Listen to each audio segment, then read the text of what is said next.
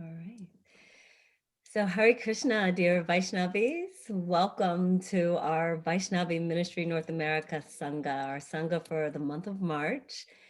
It's so wonderful to be here with all of you. And today we have a very, very special guest with us. We have Her Grace Ananda Vrindavan. Ananda Vrindavan is the president of ISKCON of Washington, D.C., and she is an educator by profession. She's also a writer by interest and inspiration. Her leadership direction is nourished by the 6 Gita values, the practice of bhakti, and the writings of great poets and thinkers through the ages. Today, Ananda Vrindavan will be bringing us words from Bhagavad Gita. Words have power, and sacred words have even more power. Today, we'll explore ways to read and write that can help move the teachings from head to heart and deep into who we are as spirit souls. So thank you again and welcome everyone. And Ananda Vrindavan Devi Dasi, please take over the call. Thank you. Hare Krishna to everyone. Thank you for being here this afternoon. Can you all hear me? Yes. Okay. Yes. Yes, so thank you. So I'm going to get you to just do a little warm-up exercise first to get us started on this topic. Then I'll tell you a little bit about myself, and then we'll start galloping down the road of words. So and I'd like you to write the answer in the chat if you can. What does the Sanskrit word bhakti mean? What does the word bhakti mean?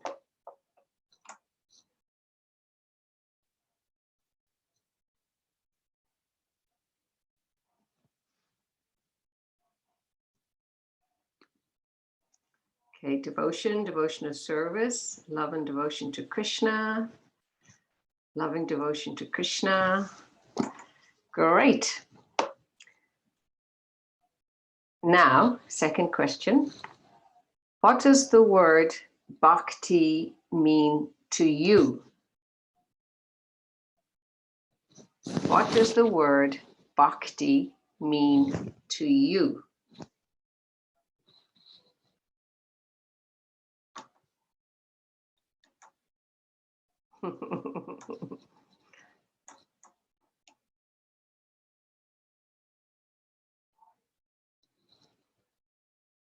Bhakti Center, New York, loving devotion to Krishna. My love of the Lord, changes of expression of love with Krishna and devotees.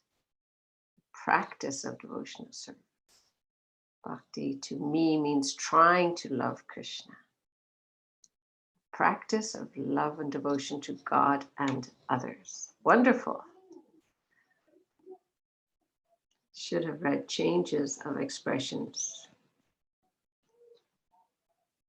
Read exchanges, not changes of exchanges of expressions. Interesting how words are like that, because even to change our expression is really what bhakti is about as well, in the sense that it changes the normal expressions into something wonderful. Okay, so for those of you who know me, my name is Ananda, and I live right now currently and serve in DC, but I was born and raised in Ireland as a good Irish Catholic, which really did give me the foundation of my Krishna consciousness in many ways, although at the time I really didn't get much out of Catholicism growing up. One thing I do remember is that in ancient, or around the year 700 BC, Ireland was known as the island of saints and scholars. And there was don't think it's much known nowadays for being an island of saints and scholars, but at that time, way back then, it was always also very famous for the Book of Kells. Some of you might have heard of the Book of Kells, and this is this beautifully hand-drawn manuscript of the Bible, and they really meditated on the words and wrote those words in absolutely exquisitely embellished penmanship. And I used to think to myself, if I ever was to be a monk, that is what I would like to do. So after Ireland, I ended up being in America for a while, and then I met the devotees, and I lived in Vrindavan for 21 years, Vrindavan, India, which still amazes me. And currently I live in DC as the temple president. And because it's DC, I am often affectionately referred to as Madam President. So my journey with words from growing up in Ireland, I'm going to share my screen now. From growing up in Ireland to, let me see, let me move this out of the way. Okay. Oops. Okay.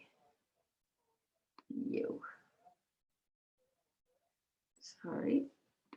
There you go. So, words of the Gita. How they can make and break us. And of course, how they can really speaks to the idea that we want to, in the practice of bhakti, put ourselves in a place where words can really impact us and affect us and change us. And also in bhakti, words can make us and break us, and the breaking would be a good kind of breaking, a breaking down of our conditioning, our biases, our just our old way of thinking and doing, and wanting, breaking down the false ego ultimately to let the soul emerge. So in a recent class by Vaisheshika Prabhu, he said something interesting. Some question came in to ask him about his personal everyday sadhana. And Vaisheshika Prabhu said that he tries to make every day of his personal sadhana an inspiration. So he didn't say what he did, but he said his intention was to make his sadhana an inspiration every day. So I was very struck by that. And then he went on to say, one must stay alive in Krishna consciousness. He said you should do whatever you have to do, run, jump, crawl, shout, sing, scream, but stay alive in Krishna Bhakti. That is our job, he said. Actually, that is our number one job. So I was also struck by that, and I thought, well, how do we stay alive in Krishna consciousness? What does it mean to be alive in Krishna consciousness? And why? Why is that important?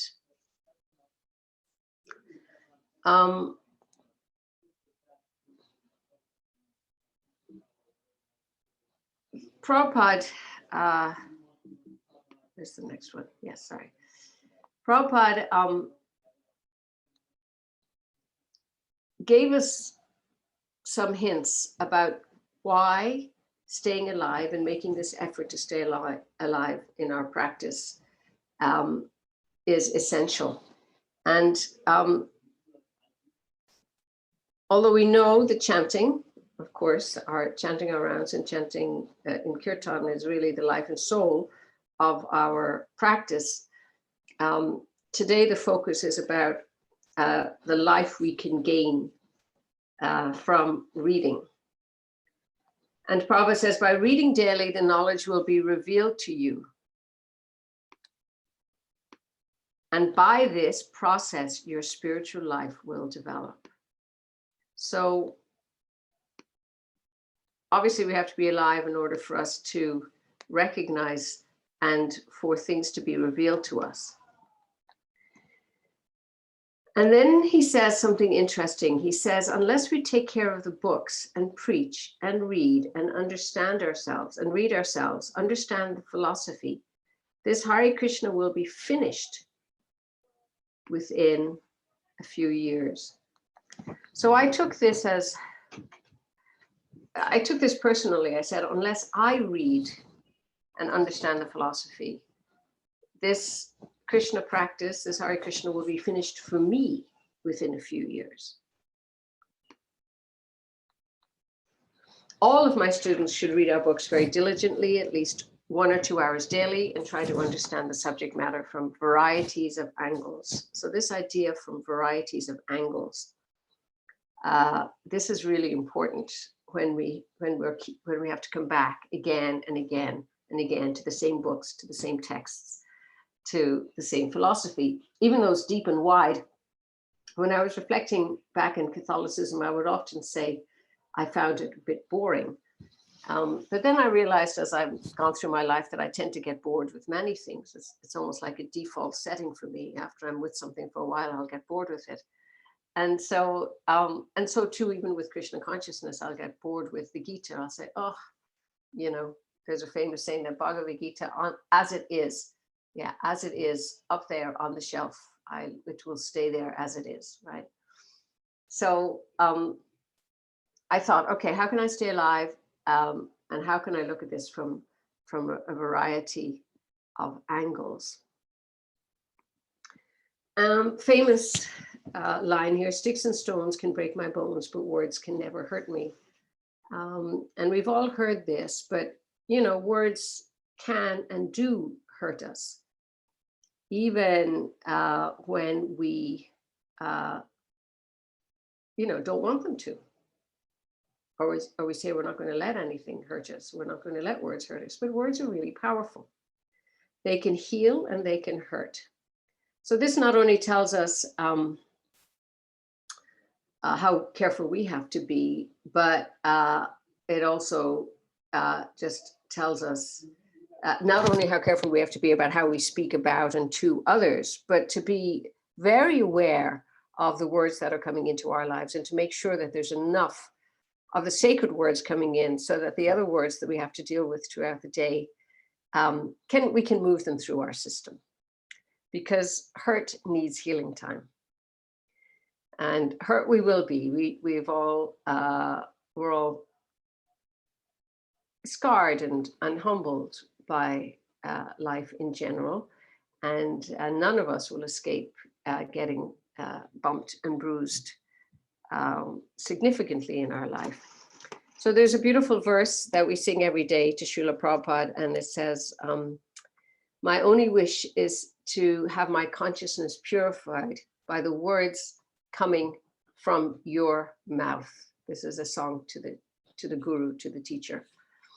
And there's another translation that goes, please make your words one with my heart. So again, how can we as individuals, you see, we really have to do Krishna consciousness ourselves. Nobody can do that. Nobody can love Krishna for me. I have to love Krishna. But yet I cannot do it without the company of others. I can't do it without the Sangha of others, and I certainly can't do it without the great teachers. So how do I let these words change me? And how do I intentionally and consciously let these words change me? And the word alive in particular, it means to be present, to be conscious, to be aware, to move ourselves from kind of surface level reading and practicing and getting my daily sadhana done to a deeper and a more reflective level. And we'll see why, because we may take in a lot of stuff, and we do take in a lot of stuff. We hear a lot of kirtan, or we hear perhaps some talks, or we read philosophy, but it's the digesting of all of that is what makes us grow and change and makes us stay alive. Because if you look at the idea of digesting,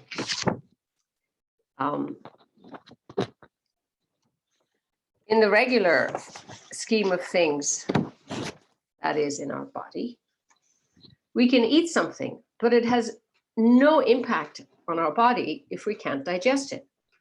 It's the single principle of Ayurveda that if your digestion is off, you'll be ill, you'll be sluggish, you'll have no energy, and you can do serious damage to your body. So digesting is the source of life, the source of aliveness for our physical body.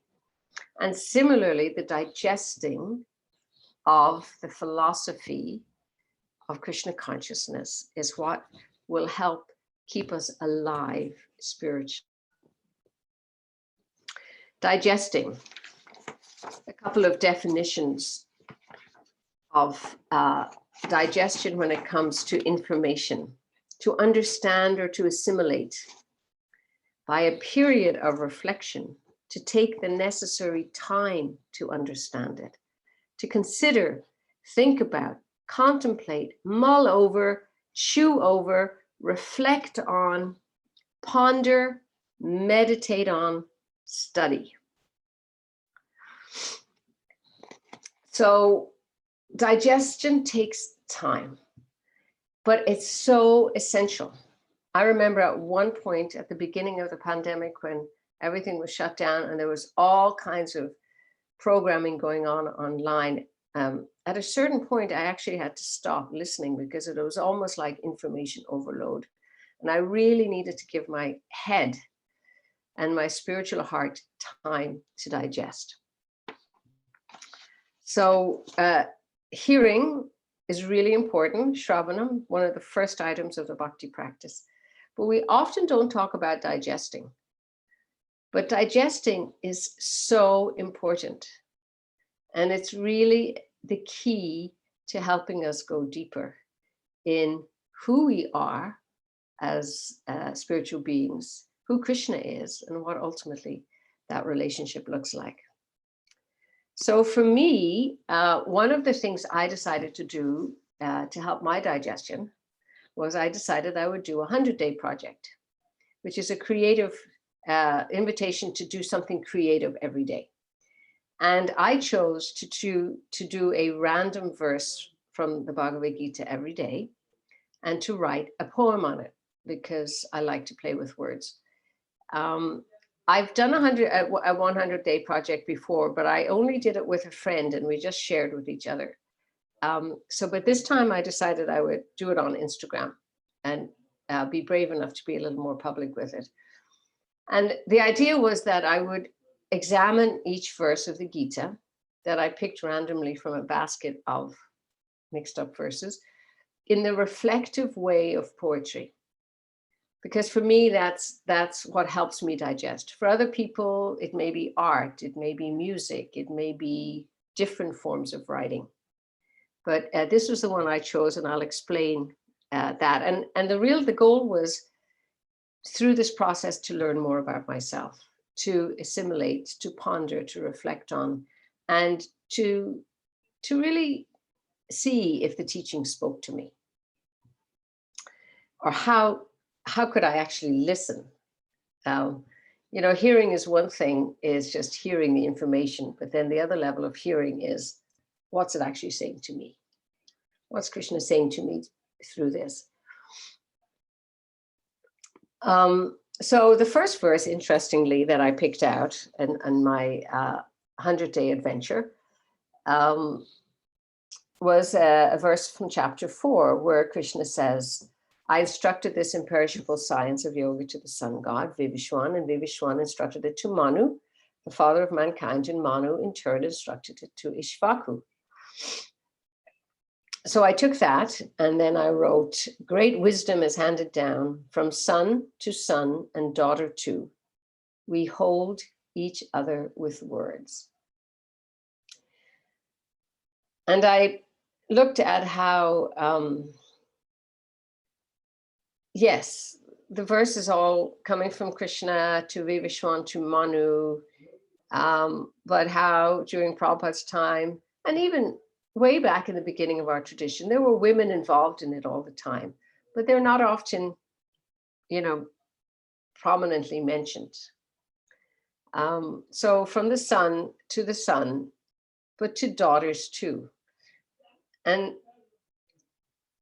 it reminded me of Prabhupada with his early disciples. And Prabhupada gave first initiation to everybody. And then it came time for the second initiation, the Brahman initiation, which traditionally, and even in the yoga line, say, was understood as to being exclusively given to men to become a Brahmana. And so the first time Prabhupada did the initiation for the men, there was just 3 men, I think. And the women weren't part of that ceremony. But the next day he did a second initiation ceremony for the women. Second initiation being when you can do more services on the altar, and it's a little more, it's a higher level. There's more mantras you chant. And this was actually quite radical for Prabhupada to do, because nobody from his Gaudiya Math in India was given Brahman initiation to the women. And I thought, this is Prabhupada's holding us with words, holding all of us with his words in real and practical ways. And that for me was very satisfying. So then I picked out another verse, this one from the 2nd chapter. How can a person who knows that the soul is indestructible, eternal, unborn, and immutable kill anyone or cause anyone to kill?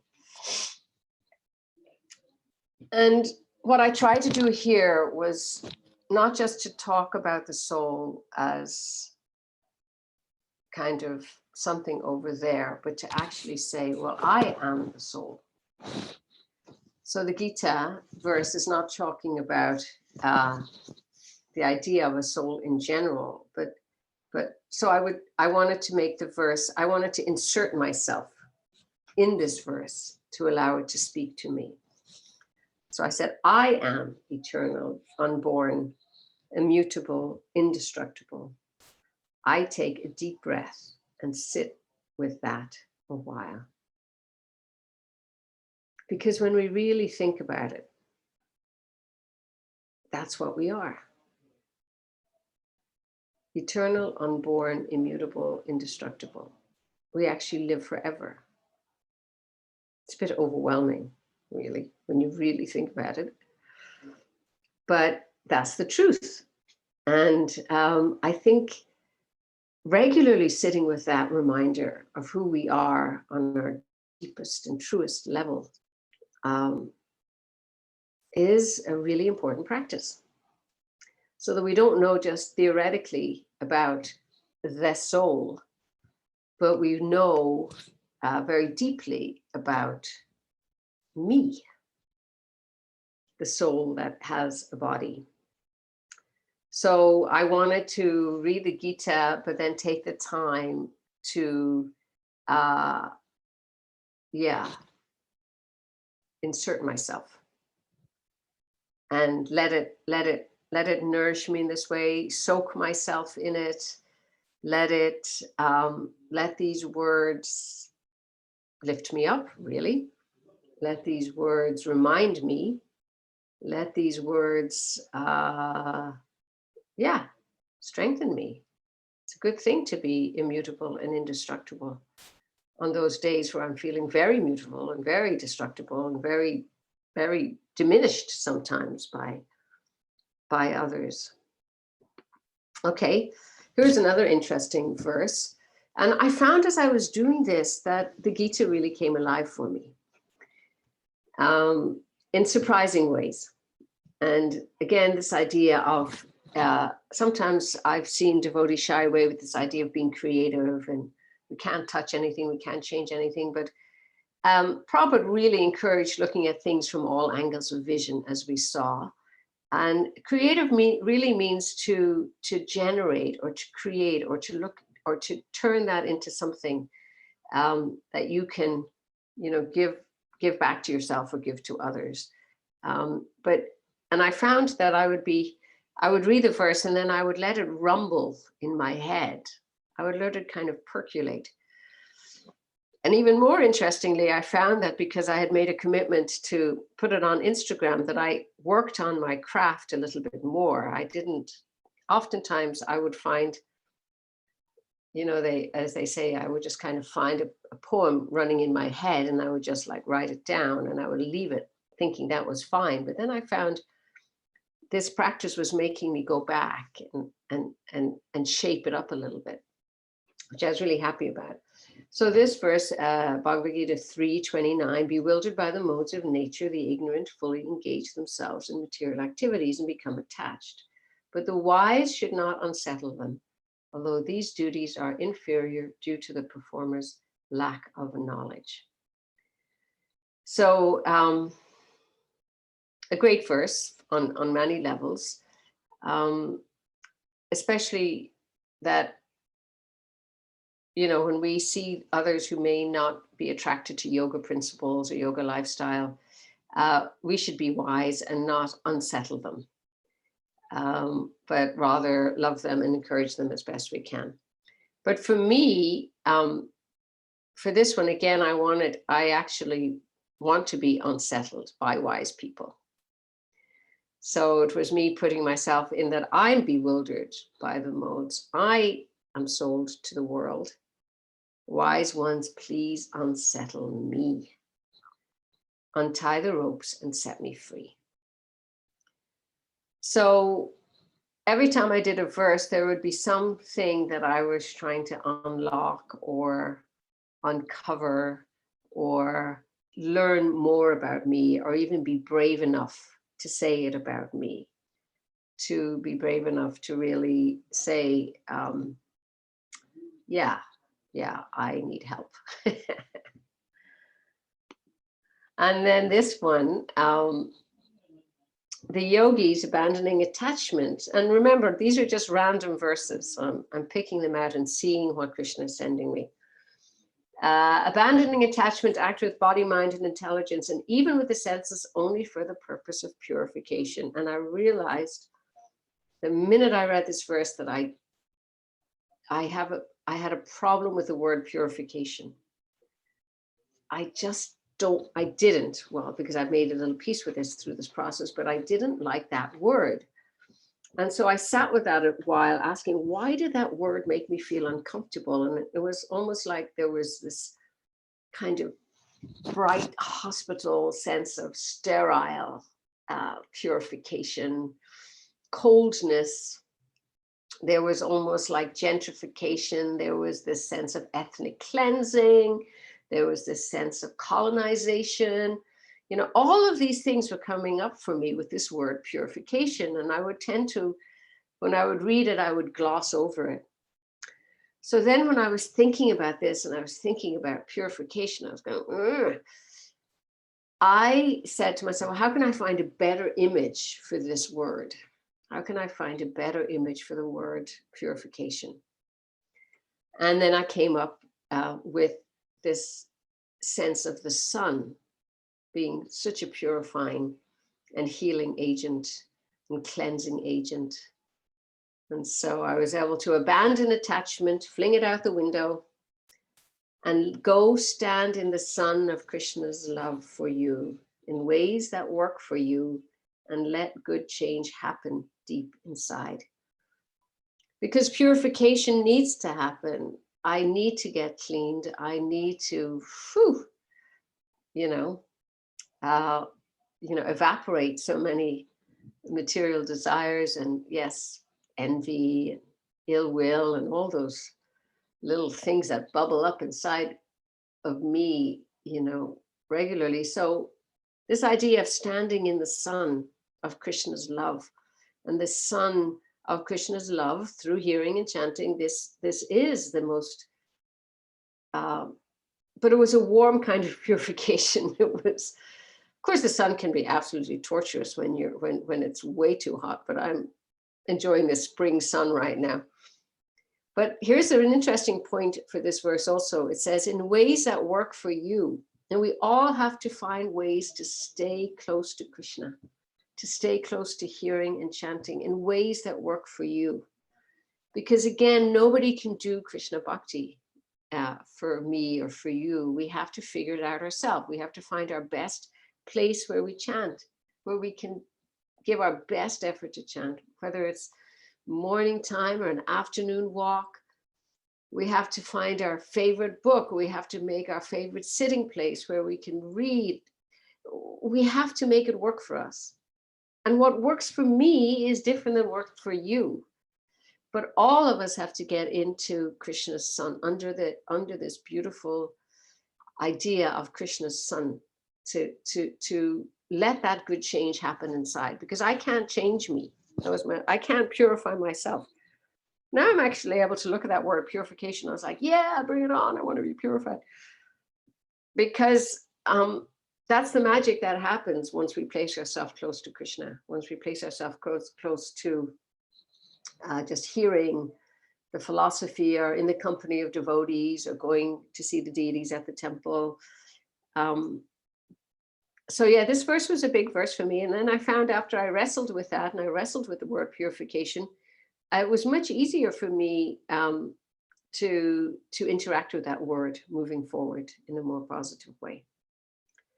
And that's always a good thing, because again, to stay alive, that's our job. And again, you'll know when you're digesting your food in your body. Nobody else will know. And you'll know when it's not digesting. And only you'll know if you're staying alive in Krishna consciousness. You could fake it for a lot of people, but you really have to know, and you really have to work your life in such a way to keep the life of Krishna consciousness good for you.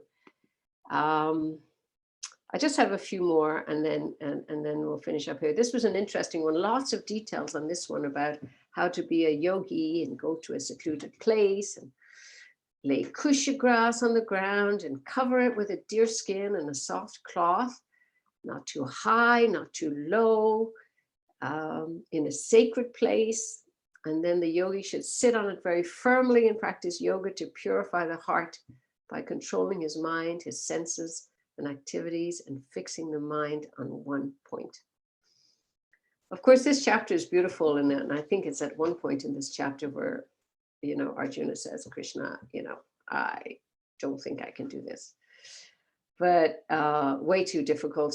So yeah, the traditional idea of, go be a yogi. And for some people, they are great yogis. They can really do this. But Prabhupada, and the Gita itself teaches that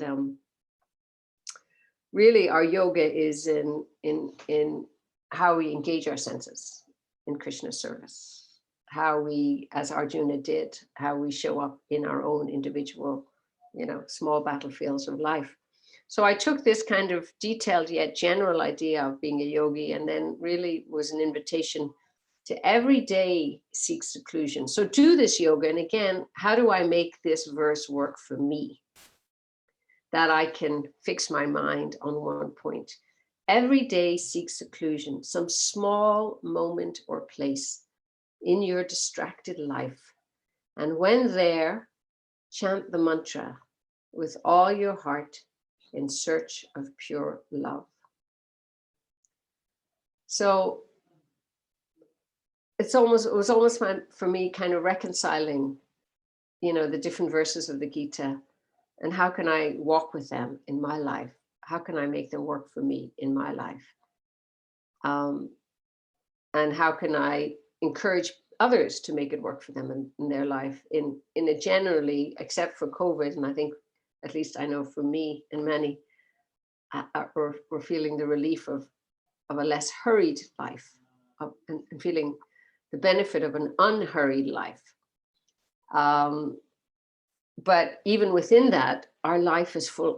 My life is full of distractions. The phone, And, just the access to online stuff can keep me distracted all day. So I have to find some small moment where I can really fix my mind. And that's those moments, and enough of those moments will help me digest, help me be present, help me connect with Krishna every day. And it does add up. Okay. When I posted this, a lot of people really liked this one. One who performs his duty without attachment, surrendering the results to the Supreme Lord, is unaffected by sinful action, as the lotus leaf is untouched by water.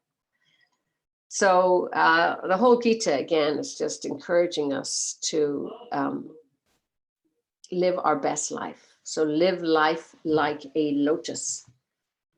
Love and let go, let God. The idea that we actually can do that, and it's not so difficult.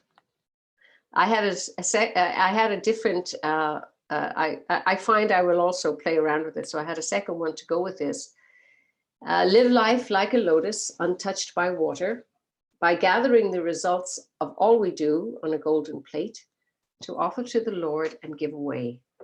Otherwise, we may sink into the muddy waters of this muddy world and all its muddy karma. Because the lotus, it grows in swampy, muddy conditions, and yet out of that rises above and stays above and is beautiful. So to acknowledge the conditions we're in and yet aspire to live that life of, being detached is a great message from the Gita.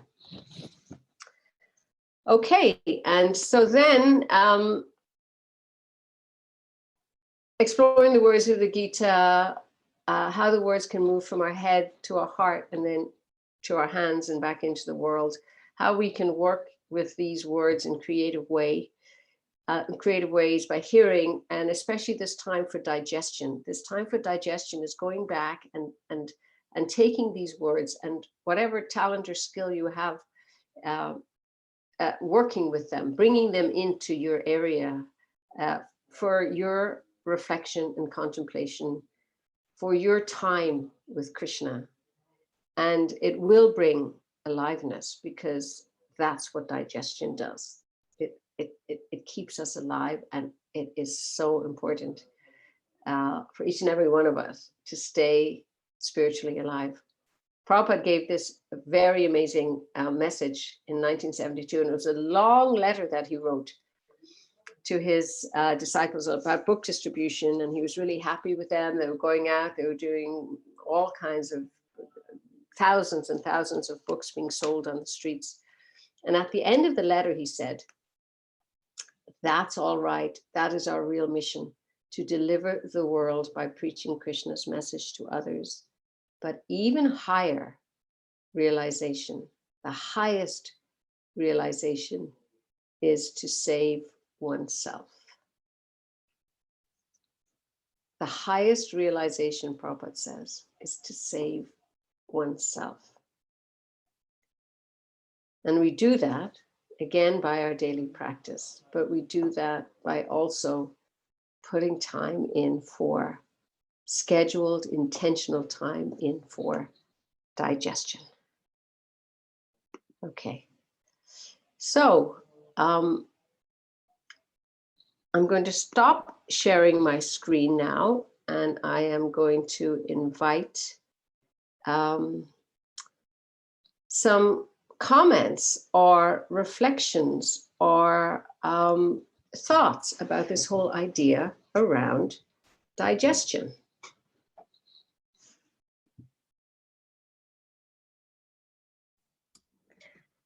I can go first and say that I feel like I really needed to hear this today.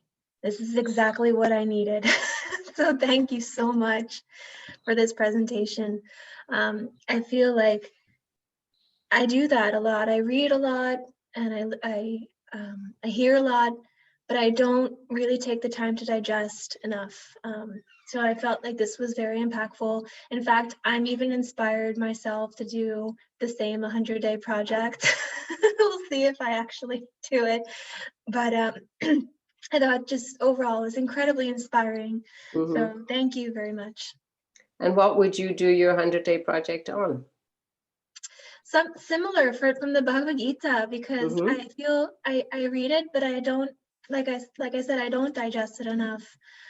So I think there's some ideas brewing. Okay, around writing or around other Writing, artwork? yeah, Writing, yeah, yeah. Mhm. I also love to write. I used to love writing, but just Mhm. in my life now with my full-time job and my responsibilities, just Mm. finding it's so hard to actually sit and do something for me, for my Mm. spiritual development above just the hearing and chanting and reading that I'm currently Yeah. doing. So it's important, and I'm realizing more today than ever how important it is. Mm. So thank you. Yeah, wonderful. Yeah, you know, Prabhupada encouraged all of us to write. I mean, between journaling and so many things, writing is very powerful. And he has this really nice, you know, of course, I've heard it said, Prabhupada says, every day just write, but also to be a kavi or a poet is also a quality of a devotee. So you don't have to be a poet, but the idea is we reflect, we look for the music, the lyrics, the movement, you know, and of course our bhakti scriptures are full of dance and song. I mean, it's just that's kind of the, at least for me, they really, you know how they say in the spiritual world, every step is a dance, every word is a song. So they do draw that out of us, and I think we should really, you know, draw it out of ourselves. We should allow it to be drawn out of us. We should encourage it to be drawn out of us, because really, yeah, that's where joy can be found. Here's what Prabhupada said. He said, one should attempt to write for self-purification. There's my purification word again. It may be published or it may not be published, but that does not matter, he said. If one is actually sincere in writing, all his ambitions will be fulfilled. Whether one is known as a great author is incidental. So the idea of writing for churning that, yeah, pulling out the joy, and also facing in, at least for me, also the cringes, the words that I have trouble with, like purification, and how writing helped me kind of really circle that a little bit and draw something out of it. So wonderful. I'd love to see you take up something.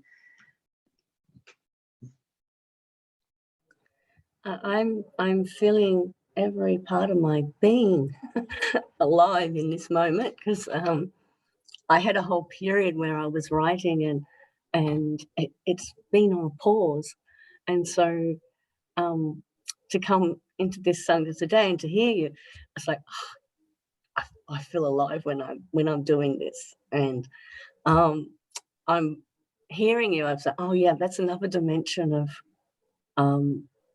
of the writing. I could expand what I'm doing. So I'm very grateful. I'm feeling really enlivened. Oh, that's very good to hear. What kind of writing were you doing in the past? Poems, but also some reflection on what's going on around me, or the lessons of different interactions, and how that is what I'm reading in the Bhagavatam, or the Bhagavad, what I'm seeing around me, and reflecting it back of the soul's journey and where I'm going with it.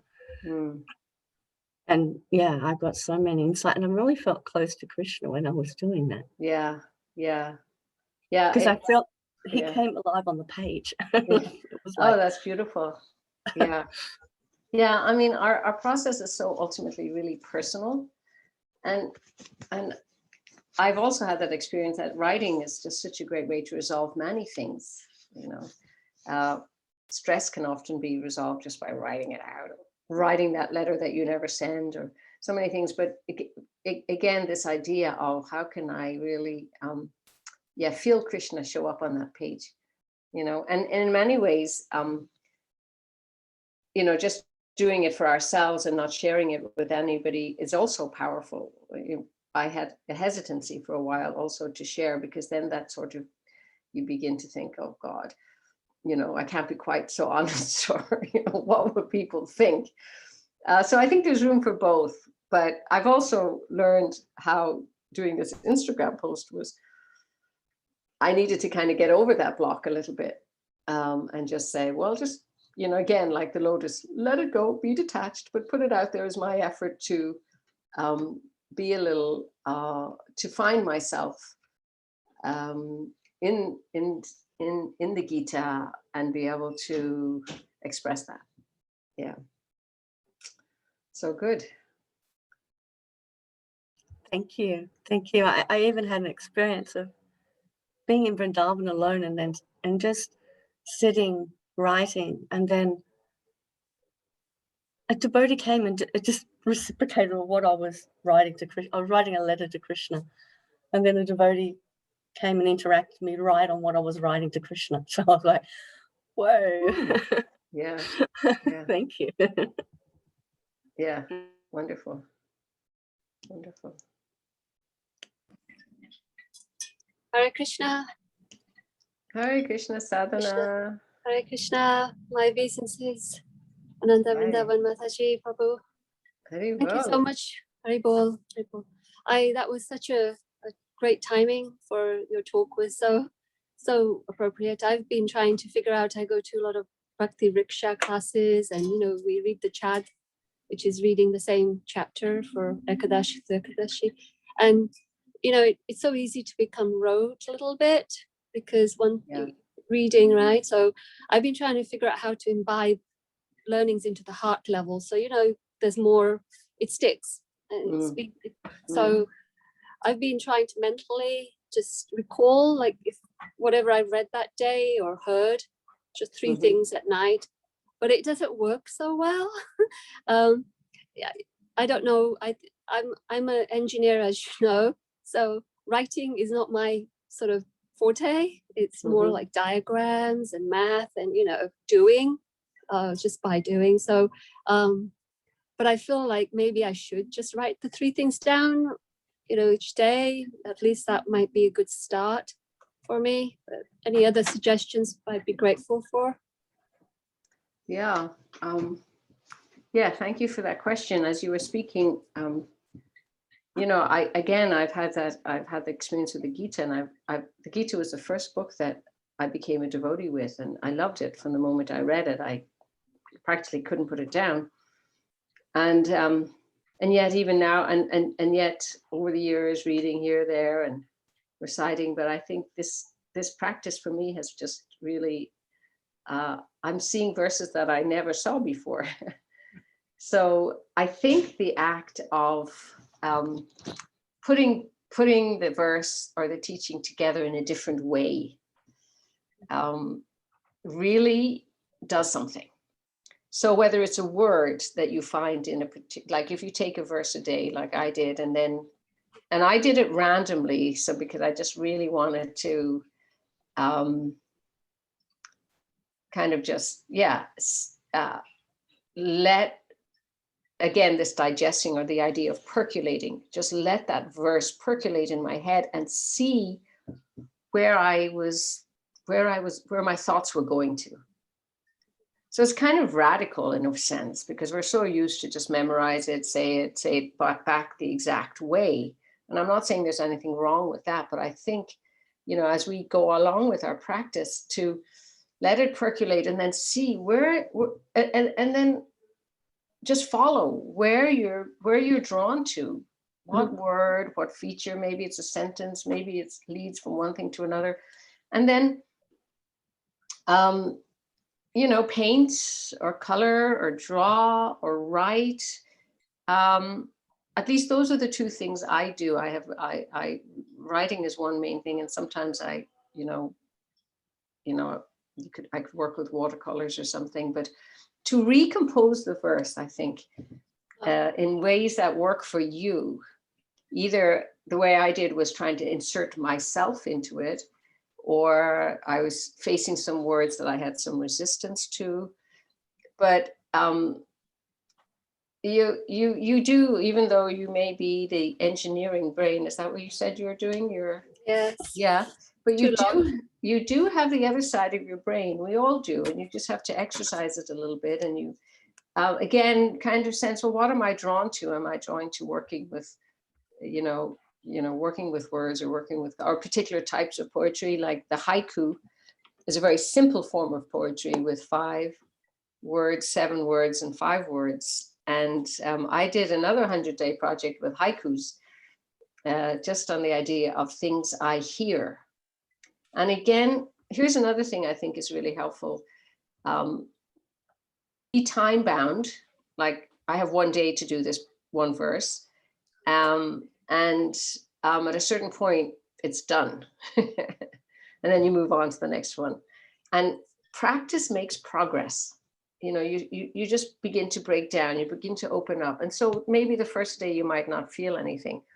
Then the next day you pick up a verse and you're a little softer, you're a little more open, you're a little more intuitive. It's kind of like waking up the intuition. It's trusting yourself. It's trusting how you're responding to the verse.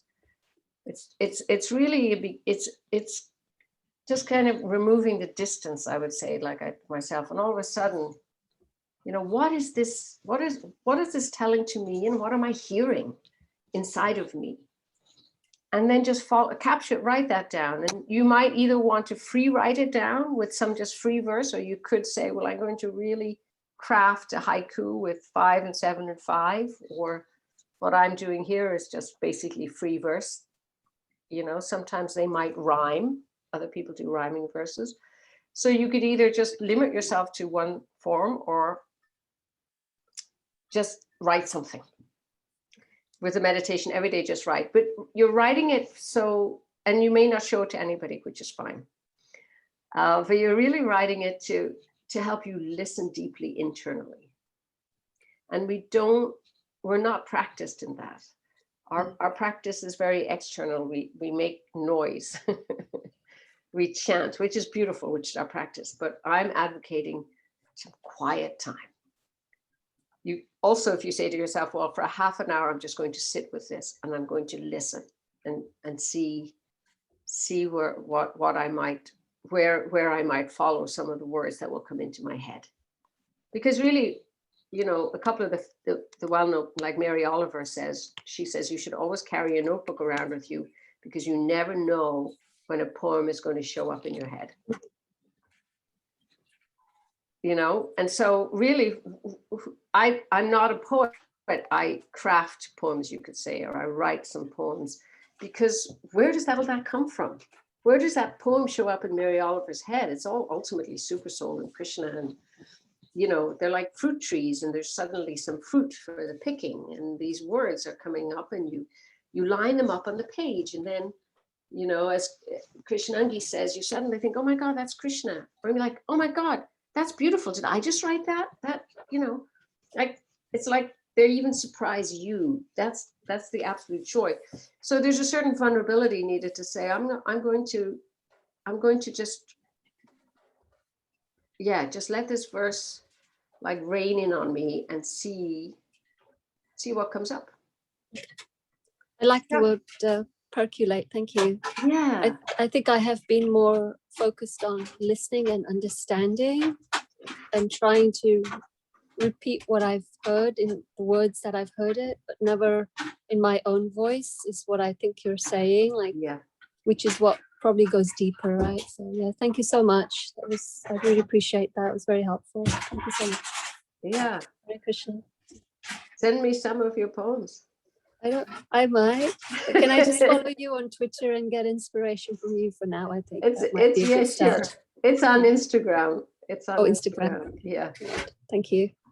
That's the Instagram handle. We can write it in the chat. Great. I'm such a bad Instagram person. I'm very not tech. My son laughs at me all the time.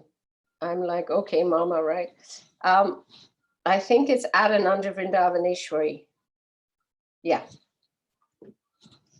With Ananda Vrindavan, because my full name is actually Ananda Vrindavan. I can tell you that story as well. That's also an interesting one. Vrindavan.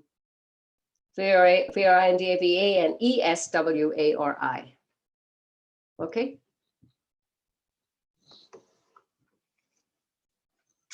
Any other thoughts or experiences that you all might have had or have with writing or words and letting words affect you?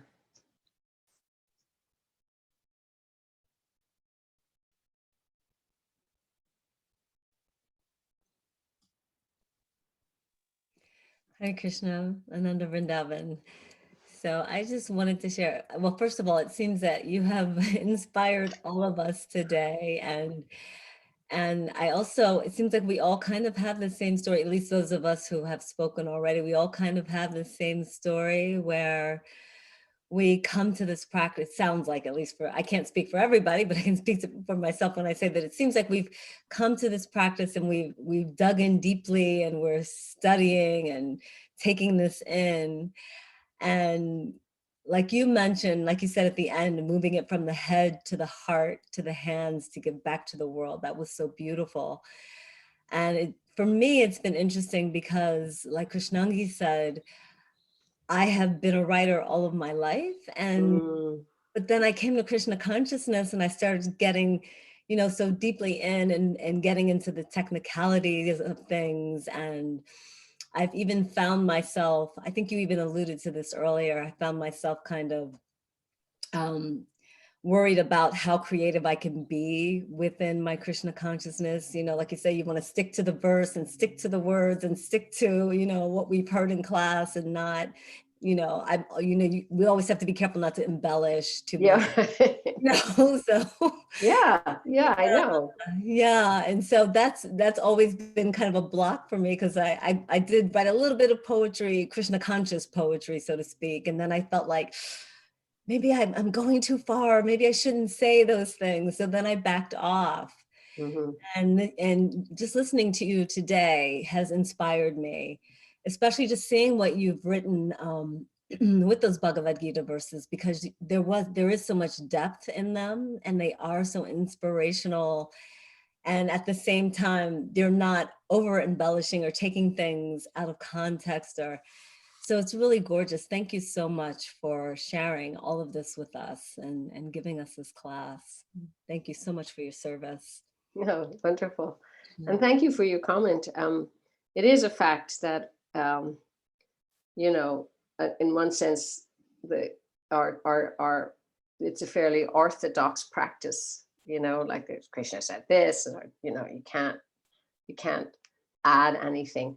But creativity, there's a great license in creativity. And especially if we're doing it primarily for our own self-search, for our own sense. And really, it ultimately comes down to this, for our own sense of loving exchange with Krishna, or digging it out, or percolating, or deeping, going down, like, let's pull out this one as well and see what comes up for me on that. And so I think, creativity gives this wonderful license to do that, Also, Prabhupada really, Prabhupada in one sense was very creative and was very radical, and yet he was very conservative. And yeah, we don't want to make things up, but we certainly want to make things move us. We want to make things move us up. And if the teachings become dead or boring, which they've become like that for me at various points in my life, I need to take responsibility and do something to, make them rich and meaningful and impactful in my own life. Now, maybe eventually it'll go out and other people will go, wow, that was, I loved that, but maybe it won't. But the main person we're working on is us. And just to create that shelf or corner or desk or place or time in your life where you can just be wildly creative, just, I think there's loads of room for that in Krishna consciousness. And I think, we need to be able to be encouraged to do it more often, because we have to be real, we have to be,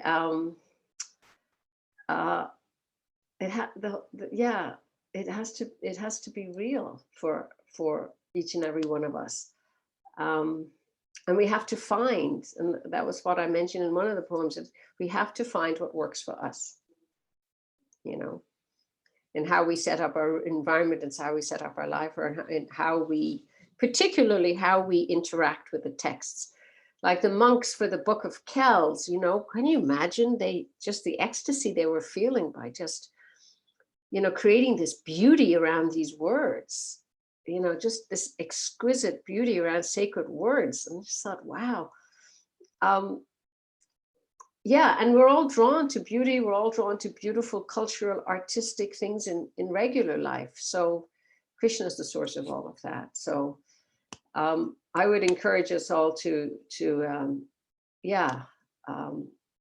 really explore your inner life through the creative arts, connected especially to our teachings, to really give them, legs and wings for our everyday life. As Vaishesh Prabhu says, find inspiration every day in your daily practice.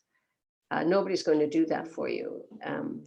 And it's a lovely, it's a commendable effort, but not only commendable, it's actually urgent.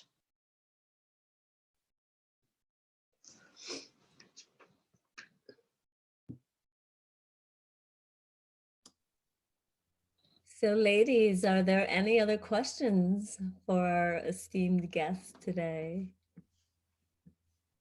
Hare Krishna. This is Ananda Rupa.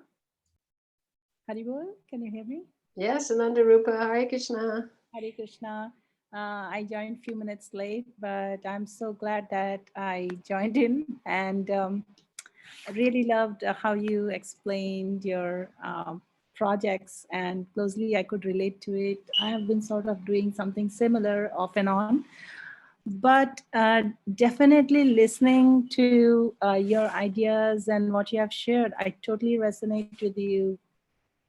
We need to make the teachings, Bhagavad Gita teachings and other Vaishnava teachings we read.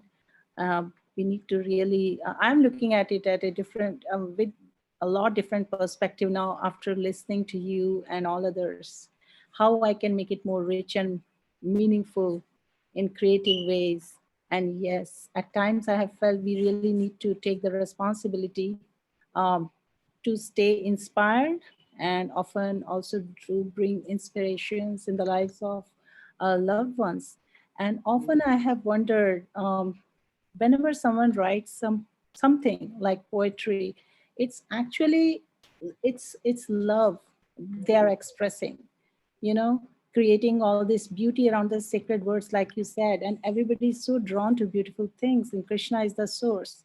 So really, this whole session has been really inspiring, and I am not thinking for some time now. I haven't written anything, and I'm so inspired right now. I might write something today. Great.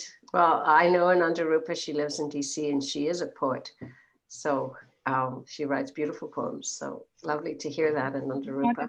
Not a poet, but yes, I love to write sometimes. Yeah. And it's interesting in the process of purification, See, I'm becoming so much more comfortable with that word.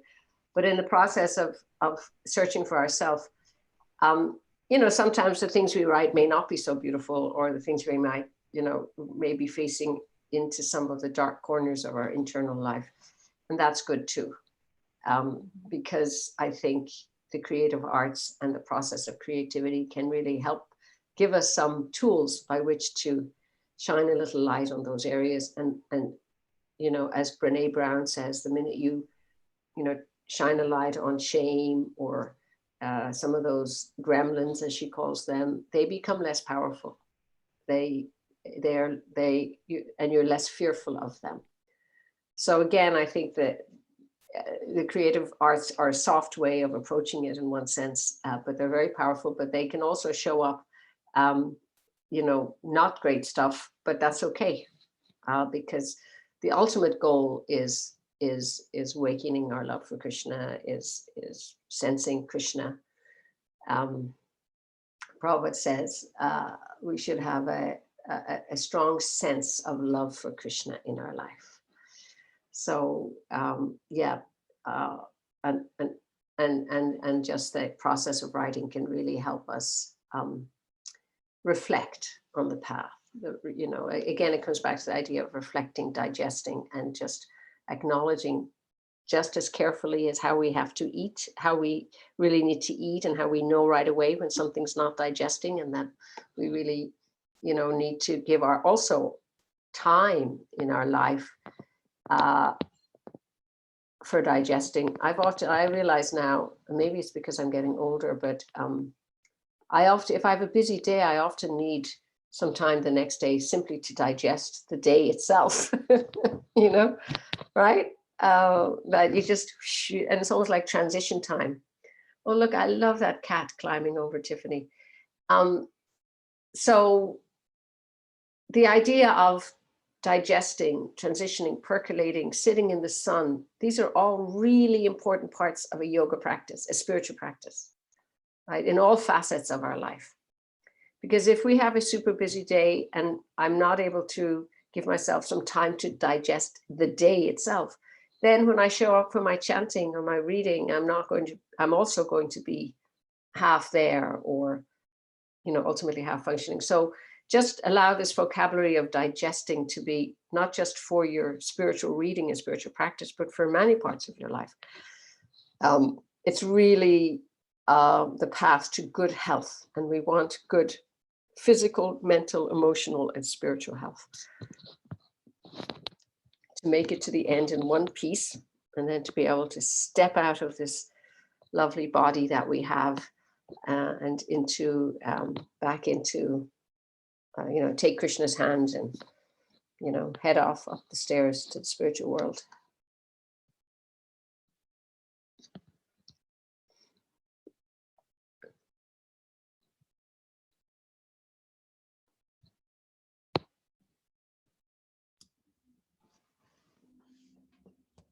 Is there anyone else who would like to ask a question or share a reflection or realization?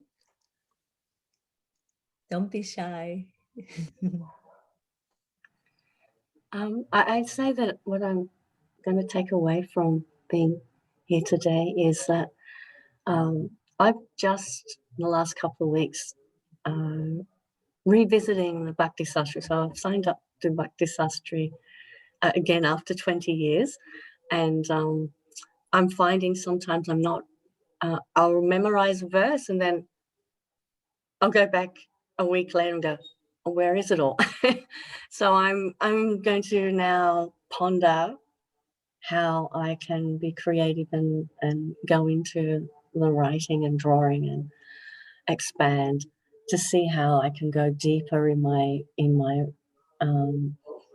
reflection of the different verses now as I'm studying. Yeah. Nice. Well, I'm so happy to hear that. It means this time was useful for you. So if there's no other questions, I will ask you a final question. I do have one more, sorry. Okay, Sadhana. I just wondered, came to mind that I know we're looking at the verse at the sutra level. I wondered, like, you know, there's so many purports and understanding. Are you doing anything sort of creative in that space with the purports, or, you know? Yeah, I do actually, when I choose the verse, and I do go read the purport, and I'll also read, there's in the Veda base, there's a link to the kind of an overview of the Bhagavad Gita, and so I'll often read in there. I find sometimes I draw from the purport when I'm writing, but I also find sometimes I write to the verse because I'm linking my poem to the verse, and then people will go back to the verse. But I do, yeah, I do read the purport, which then does help. But I find I particularly tend to write on the verse. And today I was reading, the verse was on that famous verse of Patram Pushpam, Phalam Toyam, that verse 6, beautiful verse. And in the purport, interestingly, Prabhupada says, well, actually it's 9:26. Let me pull it up. And I noticed how I noticed this. And this is what makes me happy about doing this, because then I begin to notice things more differently. So it's 9:26. The verse is Patram Pushpam Phalam Toyam Yome Bhaktya Prayachati Tadaham Bhaktipa Ritam Ashnami Prayatat Manaha. So, and then it says, if one, oh, there it is. If one offers me with love and devotion a leaf, a flower, fruit, or water, I will accept it. So then in the purport, Prabhupada says in the second line, the process of achieving such a marvelous result is very easy. And I just was so struck by the word marvelous. I didn't end up writing about it, but, I just thought, wow, we're going towards a marvelous result. And that word itself, marvelous, it's just a marvelous word, right? So yeah, I do, again, for me, the writing of this work is not necessary. The 100-day project is a framework that's helping me actually just dive a little deeper. And so my daily meditation on a verse will always bring me into the purport. But because I'm clued in to being more intuitive around the verses, like seeing what are those verses bringing to me, then I notice words in the purport will really jump out at me, perhaps more than usual, because I'm gearing myself not just for an exam and to kind of memorize it, which has its value and there's nothing wrong with that. But my process right now is more of a, reflective digesting process. And so I'm noticing elements of purports in sweet ways. I will try that. Thank you again. Yeah. The poem I wrote for that verse today was really simple. It says, at the heart of bhakti, the truth of it all is so simple, we often miss it. Yes. Very nice. Thank you. Just by offering Krishna a little leaf or water with love and devotion. It's really in its essence, just so beautifully. So simple that we do sometimes miss it, or I miss it. Okay, so a question for all of you. I'd like everybody to share either something that was useful for you in this presentation about staying alive, or something, that you learned or that struck you about it.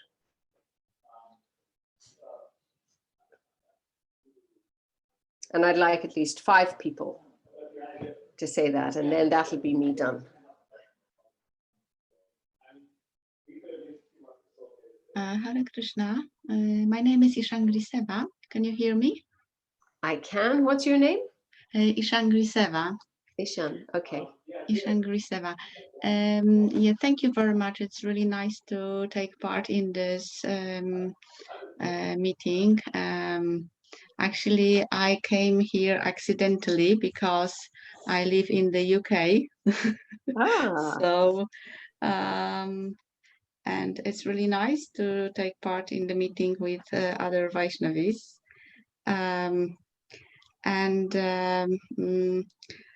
It's really interesting. And then I thought that many years ago, people used to write their thoughts daily. And it was kind of standard and I think habit. And it inspired me, actually, your presentation, today's presentation, inspired me to do something like this. I used to do this many years ago, or when I was a child, and I think it helps to put the thoughts in kind of order, to think more clearly. And if we relate this to our Krishna conscious life, It will help us to go deeper in our understanding of Krishna consciousness. So even sometimes writing what happened during the day and what happened internally. Sometimes we can write also about some kind of like external things that happen to us. And then it can lead us to write about more internal things. And we can also write from the spiritual perspective, look at things from spiritual perspective. And once we write, then our thought goes deeper and deeper.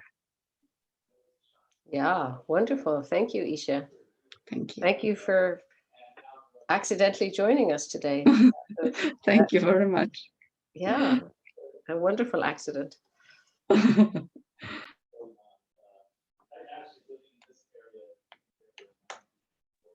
Hare Ananda, Krishna Mataji. thank you. No, please go ahead. Please go ahead. Sorry, I was just going to say thank you very much for a very inspiring talk today. My takeaway has been around how normally if I'm ever trying to be creative with the teachings of the BG, it's more about a message for others and how to present it creatively for others. But this has been nice to think about how I can use that creativity for myself in developing that relationship with the Gita, for example, for myself.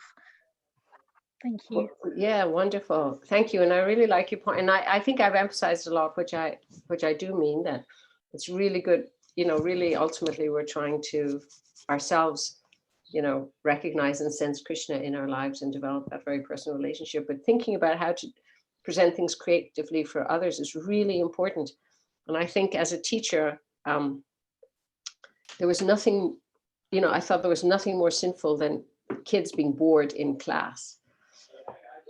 I think it's such a waste of time when, your students are falling asleep or you're trying to think something and, a teacher can teach, but the question is, are people learning?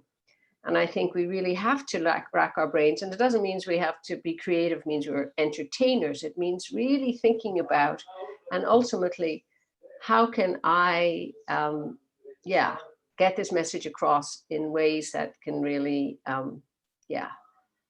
touch others. And I think creativity has a big part to play in that, a huge part to play in that. And I think Prabhupada encouraged it a lot. He put a lot of emphasis in the early days in the arts, the art department, in theater. He really, really loved to see the devotees take the philosophy and, work with it through the arts. So thank you for that wonderful comment. There's also in a couple of comments in the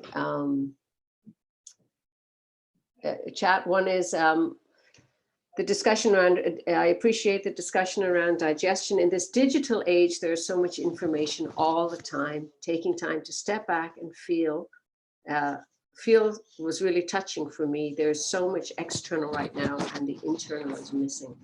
So that is true. We do live in a very,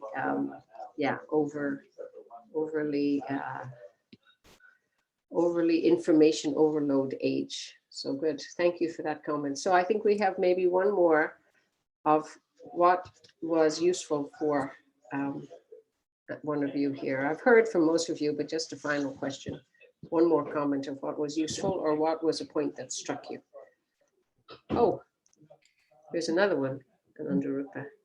There's actually two more. There's one by Sadhana first. Oh yes, Sadhana. And then Ananda Rupa. Digest more deeply when I intentionally. I think the word intentionally is very important to give ourselves time. Like the idea of digesting from Ananda Rupa, gaining enough time to reflect on what we may have read or heard in the teachings, to go deeper. Reflecting and maybe writing creatively to go deeper and understand how philosophy really speaks to me. I like this point. It's so essential for everybody's well-being to feel nourished at the soul level and to improve our emotional and mental health. Yeah, I love this word, the well-being. Yeah, our being well or our well-being. I remember when I was coming out of India every summer, we'd fly British Airways and they always had this program in the sky called Well-Being in the Air. But just this idea of well-being, it's such a comforting word, and we should all really, be attentive to make sure that our well-being is good in this community of bhakti, in this practice of bhakti yoga. As Prabhupada says, the highest realization is to save yourself. Thank you. Thank you all. Good luck with your creative projects. I look forward to reading them and seeing them and hearing from all of you. Haribol. Hare Krishna, and thank you so very much, Ananda Vrindavan, for sharing your lovely, lovely wisdom and your poetry and inspiring all of us. And thank you, most importantly, thank you for your service and giving us your time, your valuable time and your energy in presenting this class. I know that you've had a full day of service, and so thank you again for sharing everything with us. We're so grateful. And Vaishnavis, let's all, for those of you who are still here, please don't leave after Ananda Vrindavan. We have something else to do, but let's all pay our obeisances to Ananda and thank her for the class. And back to you, Kripa Sindhu Bevacha, Sitanam Pavanebhyo Vaishnave, Yo Namo Namaha, Nantakoti Vaishnava Vrinda Ki Jai. Haribol. Prabhupada Ki Jai, and Her Grace Ananda Vrindavan Devi Dasi Ki Jai. Yeah, so thank you again. Thank you so very much. And we hope to see you back sometime this year. So wonderful. Thank you. Yeah. Hare Krishna.